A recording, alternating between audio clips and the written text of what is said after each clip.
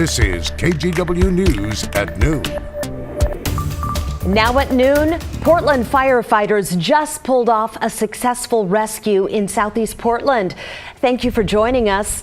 A 14-year-old dog took a tumble down a manhole. Check out the moment she was lifted back above ground. This is video just in from the Selwood neighborhood. Firefighters say the lab, named Tess, fell about 23 feet down the hole near Southeast 9th and Lambert. Luckily, there was a pile of leaves and other debris at the bottom that cushioned her fall. Her owners say the cover was off the manhole because it was being inspected. Yeah, she just walked up expecting a treat and just went over the edge and disappeared. Oh, God. They're heroes. They're amazing. As you can tell, very, very grateful they are for the firefighter who dropped down to hook up Tess to the pulleys and then bring her out. She was down there for about an hour but wasn't hurt. Poor girl. All right, let's take a look at some of the other headlines that we're tracking for you this afternoon. We've learned a man was hit and killed by a car this morning on TV Highway in Aloha. The crash had the road closed for hours between 174th and 182nd. The driver of the car is in the hospital. We're working to get an update from investigators about how this happened. A shootout in Milwaukee late last night left bullet holes in 2 homes. Police say someone fired shots into a house in the 2900 block of Southeast Harrison Street, and they say someone was also shooting from inside the home. That led to bullets hitting a neighboring house, breaking a window. No one was hurt. Police did arrest a 22-year-old they found in a vehicle nearby. Investigators say the 2 shooters knew each other. And today is scheduled to be the last day that Legacy's Mount Hood Family Birth Center in Gresham is open. Legacy's been planning to close it since January, citing low birth rates and the high cost of operations. Legacy was supposed to get a waiver from the state before shutting down, and that hasn't happened yet. The Oregon Health Authority says Legacy just requested that waiver last week, and it could face penalties for closing without it. After today, pregnant patients will be transferred to Randall Children's Hospital in Portland.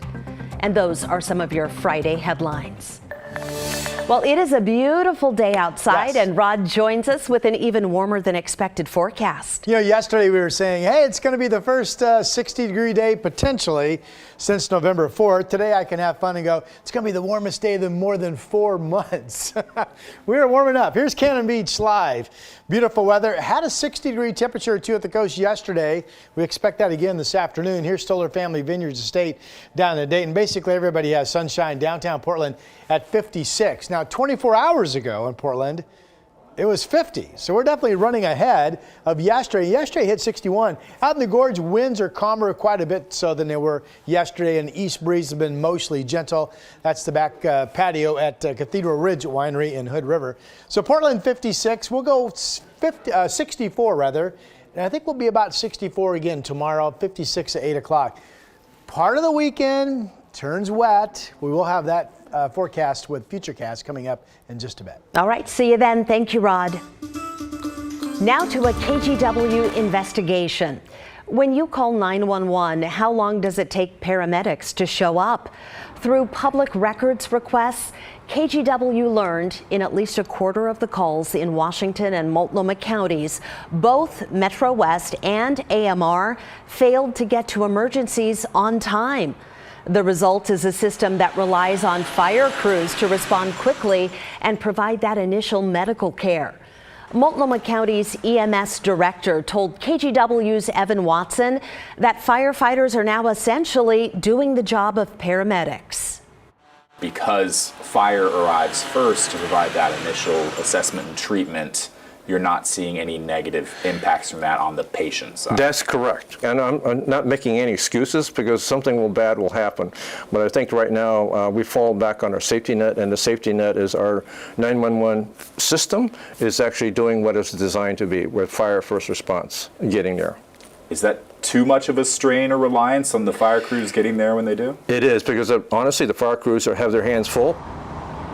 Ambulance providers say the slow response time is due in large part to staffing challenges.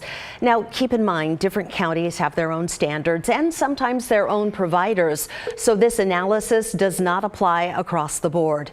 Evan also looked at some of the other factors at play. You can watch his full report in the stories section on our KGW YouTube page and on KGW.com. Well, there's some discouraging news for fishermen on the Oregon coast. The Chinook salmon season has been canceled for at least several months. Environmental reporter Cale Williams explains how the drought in California is to blame. I want to point out that this was all predictable. Glenn Spain runs the Pacific Coast Federation of Fishermen's Associations, and he's talking about the recent decision to close salmon fishing in all of California and much of Oregon. The problem is with fall Chinook on the Sacramento and Klamath rivers in California.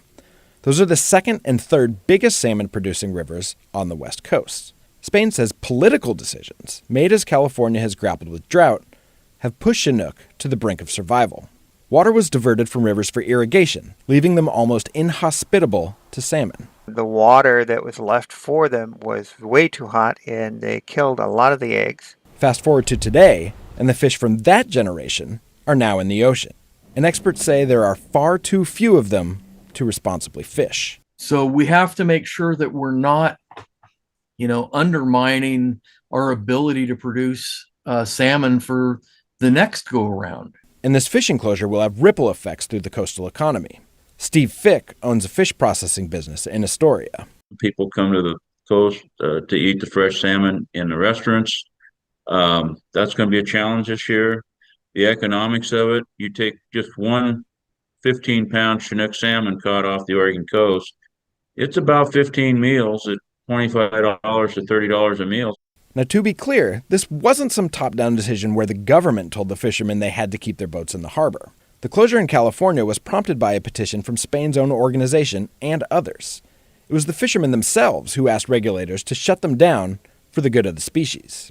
We are stewards of the fisheries. If we're going to provide for any fisheries in the future, we cannot be fishing on a stock that is so few in numbers that they're not even going to be able to replace this generation. So far in Oregon, the salmon fishing season is closed through May, except off the very northern coast. But it's likely that closures, they'll extend at least through the fall, and possibly beyond. We're in a little bit of a pickle there as far as being able to look forward with an optimistic view for where we'll be next year. In early April, we will get a decision on the rest of the year. In the meantime, all this could make Chinook more expensive at the grocery store, but coho are having a strong year, and fisheries north of us are staying open, so that should help offset the price you pay.